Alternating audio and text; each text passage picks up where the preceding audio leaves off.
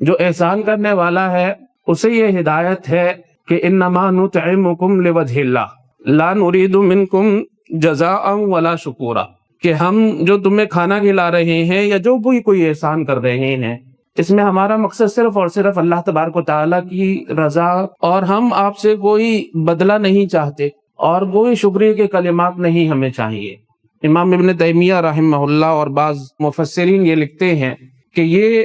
احسان کر کے جو ہے وہ یہ تقاضا کرنا کہ آپ میرے لیے دعا کیجئے گا، یہ بھی جو ہے وہ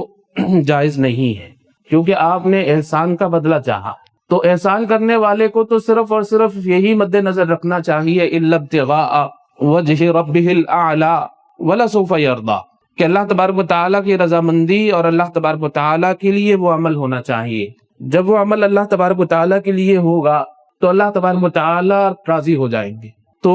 جو بھی احسان کرنے والے ہیں ان کو تو یہی نصیحت ہے کہ جب بھی کوئی کام کریں وہ خالصۃ لوجہ اللہ کریں، اللہ تبارک و تعالیٰ کی رضا کے لیے کریں۔ لیکن اللہ تبارک و تعالیٰ نے یہ بھی تعلیمات دی ہیں کہ جن پر احسان کیا جا رہا ہے ان کو اس احسان کا ضرور بضرور اعتراف کرنا چاہیے، اور جو بھی بدلہ ہو سکے وہ بدلہ دینا چاہیے۔ اور آپ کو معلوم ہے بدلہ تو انسان دے نہیں سکتا، تو نبی اکرم صلی اللہ علیہ وسلم نے اس کا بھی طریقہ کار ہمیں بتایا ہے کہ اگر یہ کہہ دیا جائے کہ جزاکم اللہ خیرا، تو پھر اس بدلے کے ضامن اللہ تبارک و تعالیٰ بن جاتے ہیں، اور اللہ تبارک و تعالیٰ خوب بدلہ دینے والے ہیں۔ اللہ تبارک و تعالیٰ آپ کی طرف سے اسے بدلہ دے دیں گے۔ اللہ تبارک و تعالیٰ انہیں بھی جزائے خیر عطا فرمائے۔